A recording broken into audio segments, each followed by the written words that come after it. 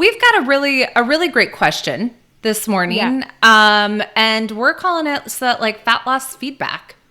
Yeah, I love this. I hope we get more questions like this. I think this was something we can really effectively answer, and it's going to be kind of fun.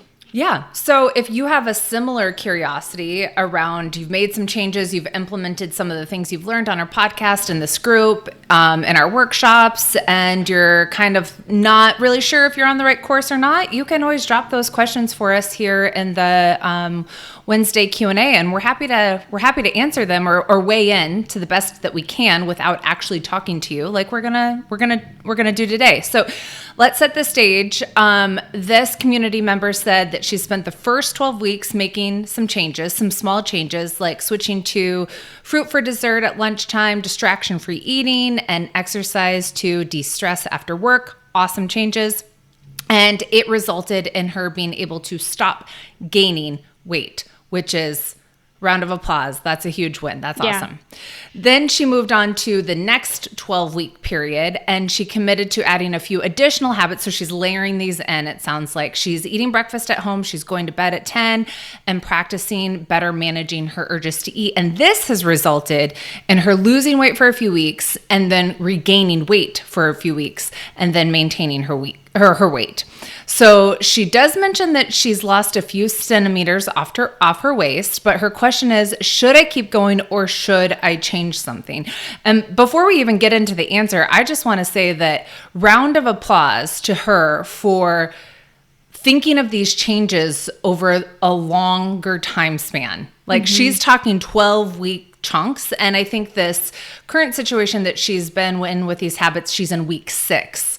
So that I think she's in week 24. Well, with these new changes. Oh, with these new changes. Yeah. Yes. Yeah. And I like how she broke it up with, for this 12 weeks, I focused on this. For this 12 weeks, I focused on this. Yeah. With this mindset and perspective, she's already way ahead of the game, because if I was her in this stage, I would have been like, it's been 6 days. Yeah. Where are my changes? And what's funny is Annie and I have been coaching women for 9 years now. So, and success leaves clues. So we can often see someone's mindset and approach, out of the gates. We can kind of tell which direction they're headed in. And so, yes, I would totally agree. This woman is headed in a really positive direction. And the other part that I love about this, that she may have just done this accidentally or intuitively, but if you are on a weight gain trajectory, so many women are panicked about weight loss, right? So it's like, that's always the goal, right? And it's sort of this frantic hamster wheel thing. But if you are on a weight gain trajectory, the first goal, I think, should be to stop that trajectory. So let's just figure out what weight maintenance is. And first of all, that takes some pressure off, so we can get into like a lower pressure environment. Okay. And it also, what that tells me is it gives us a chance to see some kind of, to see somebody establish some regular eating habits. Okay. Even if it's leading to weight maintenance, that's totally fine. But we get out of that frantic state and just get into like kind of some regular eating habits, work on mindset a little bit. So I've seen the benefits of just weight maintenance being the first goal time and time again in our members. Yeah, especially to be able to maintain your weight without dieting is a huge win. Yeah. So I think too, this woman, she established in those first 12 weeks, hey, if I just stayed the course with these habits, I could just maintain this, right? Yeah. Yeah. Okay. But now she's added a few additional habits, and she's noticed this kind of like weight loss, weight regain, resulting in her overall weight maintenance. And that's not what she's looking for. So what do you think? Does she need to just keep going, or does she need to change something? I feel like the way first of all, she describes her habits and how she describes what her weight is doing. She's kind of like just on the cusp of seeing some real fat loss, right? So it's like, she loses a bit, regains a little bit. She lost some centimeters around her stomach. She's kind of like right on this line that she's inching over into being able to maintain a fat loss trajectory. I think if she wants to see some fat loss, number one, there's a couple options here. Number one, she could make an additional change. Okay. What that change is individual to her. We could make some recommendations. The basics, make sure you're getting a serving of protein at each meal,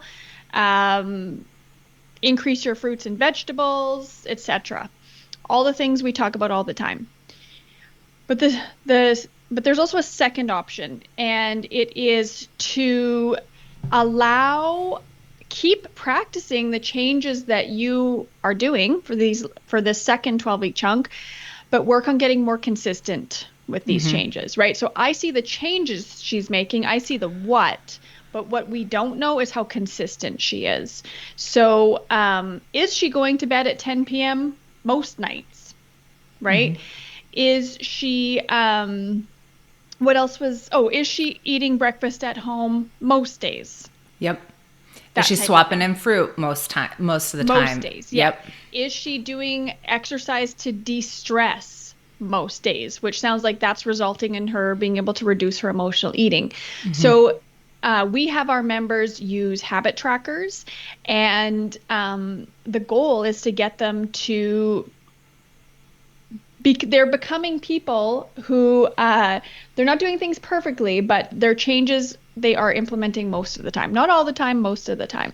So is she doing these things most of the time? Yeah. I would also say that our answer to this question would likely be influenced with what she's willing, able, and ready to do, right? If the context were, I have made these changes and I'm not getting quite the results I want, but it's really still taking a lot of energy, bandwidth, and I don't, given the circumstance of my life, have a lot of extra capacity to put towards behavior change, then we might say, like, let's change nothing and work on increasing consistency, or even just hold the line for a little bit, right? Yeah. That's totally okay. But if she's willing, ready, and able, then, like you said, there's a lot of options that we could explore there. I will say one thing that kind of sticks out to me is she kind of touches on some habits that would support internal cues, like distraction-free eating, maybe managing urges to eat. Those are skills that fall under the internal cues umbrella, but I don't see anything specifically speaking directly to waiting for hunger or honoring satiety. And I know for a lot of members that